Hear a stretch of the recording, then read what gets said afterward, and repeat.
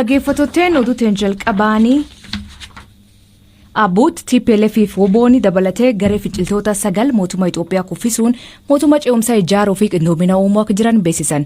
Qindoomni humnoota siyaasaa kun adda tokkummaa humnoota federaalistii fi konfederaalistii Itoophiyaa kan jedhamu himan. Dhimma kana irratti BBC fi akka kennan ministeerri deetaa ministeerri tajaajila kominikeeshinii mootummaa obbo Kabada Deessisaa qindoomini garee kanaan iji godhatu kunneen humnoota siyaasaa baay'ee dadhaboo jechuun qeeqan. Waraanni waggaa dabree humnoota mootummaa federaalaa fi TPLF jidduutti eegalee amma humnoota hedduu dabalachuun yaaddessa ta'uu dhaabbileen idil addunyaa ibsan. Amma yoo itaana dubbii hima woboo abooda tarbii dubbis. Galmisa mootummaa ce'umsaa akka hundeeffamu akka precursor keessa jedhamu walta'iinsi kun. So gara boodaa akka disparate group jedhameen dhiifamne akka ilaalcha hawaasa idil addunyaa kanarratti akka precursor akka ta'uufidha walta'iinsi kun. Meeqa taatanii walii galtan? Amma ammaatti qaama sagaliitii hirmaatee jira. Garuu gara fuulduraatti dhimma dabalaqa. Walitti dhufuun keessan bulchiinsa ministeera muummee Abiy Ahmed aangoorraa fonqolchuuf akka ta'in dhaga'e akkasii. Eeyyee akka ilaalcha keenyaatti biyyi kuni nagaan argatu otuu mootummaan Abiy aangoorratti jiru. Kanaaf jecha achirraa bu'uunsa dirqamadha. Waan kaanigaa mariitiin furmaata argata. Garuu aangoorraa fonqolchuu ni dandeenya jettanii yaaddu humnoonni amma waltaatan kun? Eeyyeega akka amma fakkaachuu miti gara sanatti deemaa jira. Wanti qabatamaan lafarra jiru. Gareen keessan kun yookiin immoo qindoominni kun federaalistii fi konfederaalistii jedha. Eenyutu federaalistiidha? Eenyutu konfederaalistiidha? As keessa federaalistiin baay'ee muraasadha irra caala konfederaalistiidha. Dabalatee yeroo ce'umsi kun gaggeeffamu waan sistema sirna konfedereeshinii jalatti akka ce'u yaada qabna. Kanagaa walii mari'anneerra kompromaayizii bira geenyeerra kanaaf federalistii konfederalistii kan inni jedhamu. Tole waboon konfederaalistiidha moo federaalistiidha? Haala ammatti konfederalistii jedhee yaada. Garuu overall nuni self-determination. Kana jechuun uummanni egereessa filachuu fi murteeffachuu fi mirga qabaa kan nu jennee yaada. So dhumatti gaaffii kana uummata Oromootti dhiyeessuudha. TPLF federaalistii moo konfederaalistiidha? TPLF aangoo amma mootummaan federaalaa qabu akka konstitution amma jirutti jijjiiramuu qaba. Irra caalaa naannootii dhimma isaa kan ilaallatu irratti aangoo qabaachuu qaba jedhanii yaadu. Gabaabumatti short term federalist, long term confederalist jechuu danda'a. Qindoomina kana keessatti amaarri bakka hin bu'amne kun hangam fagoo sin deemsisuu danda'a? Gara fuulduraatti akka ce'umsi kunii milkaa'inaanii itti fufuu itti dabalee isaaniifis warri amaara egeree ofii isaaniitti yaaduu qabu. Yoo isaan hirmaatanii wayyaa isaaniifis wayyaa nuufis wayyaa. Ce'umsi kunii akka isaanii dhufanii akka yeroo hundaa it's an open invitation. Guddaa galatoome hodhaa. Itoophiyaatti ambaasadaarii Ameerikaa duraanii Tiboor Naaji humnoonni idil addunyaa ga'ee daldalaa meeshaalee waraana qabaniin waraana Itoophiyaa keessa jiru dhaabsisuu danda'anii jedhe. Sagantaa BBC Newsday waliin gaafiif deebii kataasisee biyyoonni dhiibbaa uuman kanneen akka Ameerikaa, EU, UK, China, Turkii fi biyyoonni galoo galaanaa dhimma kanarratti ga'ee olaanaa ba'uu danda'a jedhe. Mootummaa fi TPLF walitti dhufanii mari'achuu danda'a gaafii jedhu akkanaan deebis. It is very, very difficult for the government, I believe. Mootummaatti TPLF waliin mari'achuun itti ulfaata jedheen amana.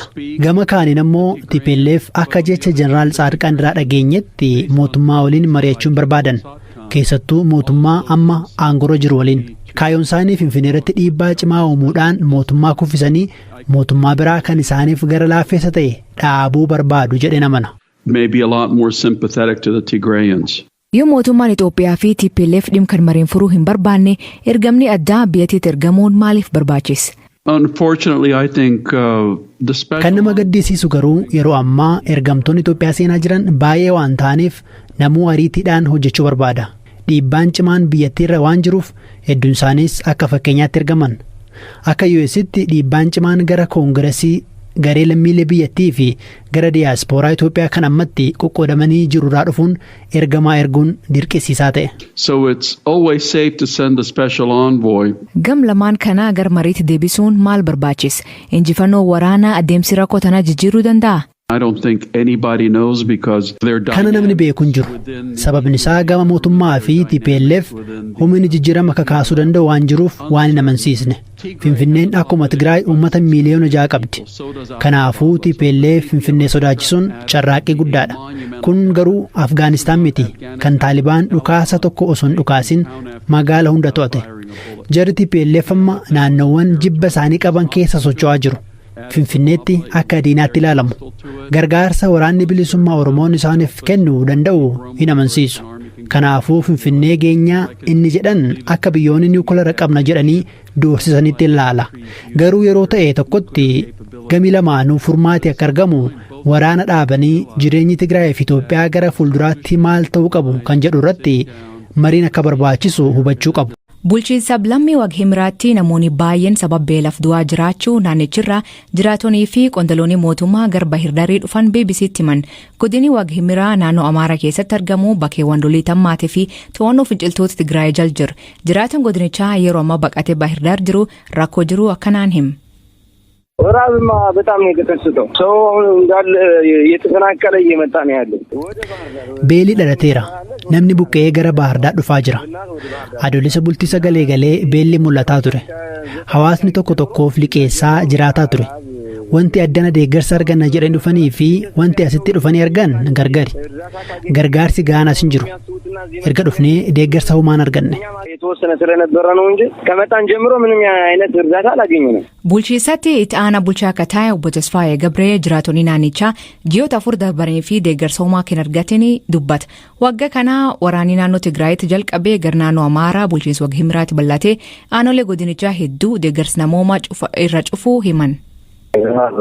አደጋው ተከስቷል ማቀቡ ችግር ላይ ነው ያለው ምክንያቱም beelli dhalateera hawaasni rakkoo keessa jira sababni gama Laalibalaas ta'e gama Saqooxaa deeggarsi seenuu hin jirreef hawaasni beelaan du'aa jira gandoota 21tu jira gandoota kana naannofnee mirkaneessuu qabna namni meeqa akka du'e baruuf garuu sababa rakkoon nageenyaa jiruun kana gochuu hin danda'amu dhaabbileen fayyaas hin jiran osoo jiraatanii tajaajila akka kennan qorichi barbaachisa sababa kanaan lakkoofsi namoota du'anii ni dabala kun kisaaraa guddaara nu kaa'e dabalataan immoo ibsaa fi tajaajilli baankii hin jiru hojjetaan mootummaa humna qabu bakka biraa dhaqee qarshii baafata ta'a haa ta'u malee garri caalu bakka jiraatan irraa socho'aa hin jiran jiraattonni magaalaa immoo waanuma ittiin bitanii jiraatan hin qaban fakkeenyaaf ashaboon kiiloon tokko birrii 100dha namni gaafa rakkate bishaan danfisee dhugee lubbuu ofii turfachuu yaala ta'a garuu qonnaan bulaan qarshii manaan bitee jiraachuun hin rakkata.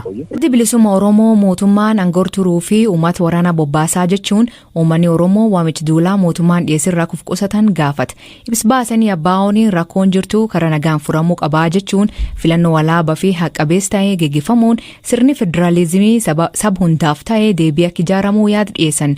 Uummanni ammaa maal ta'uu qabaa ka jedhirraatti sabqunnamtii dhaaba baa'oo obbo Daawud Ibsaan hoogganamu ka ta'e Lammi Gammachuu akkan jedhu. Uummanni kan ta'uu qabu qeesaa eeggachuu ammoo waraana teessuma barbaaduu kana gidduutti waraana ta'aa jiru kanaaf uummatii haala jiru kana hubatee of qusachuu akka qabuu fi of eeggachuu akka qabudha kan ibsuma sanarraatti bal'inaan Oromoon qabsoo abbaa biyyummaa isaa baroo waggoota hedduudhaaf godhaa ture qaba ammas ittuma jira kanaafuu impaayera ijaaruudhaaf yookaan jabeessuudhaaf wanti adeemamu kamuu irraa akka of qusachuu qabudha aniitigaa kan sana keessatti caqasni jechuufan. Ibsum kan keessatti wanti biraa kan isan ibsitanii humnoonni TPLF naannoo Oromiyaa keensenne gaafatanii garuu akkuma beekamu woboon amma TPLF waliin ta'uun lolaa jiranii taaleen Finfinnee takka qajeelan ibsanii turanii isaan haseenan jechuu keessanii. Nuti waliigaltee isaanii hin morminellee waliigaltee isaan godhan kan nuti walta'iinsa isaanii irraa waan haasofnu hin qabnu. Garuu akka seera heera biyya kana keeyyataa 52tti naannoon mataa ishee dandeessee birmadummaa mataa ishee qabdi. Akkasumas akka seerota addunyaatti birmadummaa isaa ni qaba naannoon Oromiyaa. Kanaaf waraansaan hin galiinidha. Kan jedhu achi keessatti akkumaatuu beektu waggoota 27 darban kana seenaan uummata kanaa fi abuut suma beekamudha. Sanarraati uummanni ragaadha.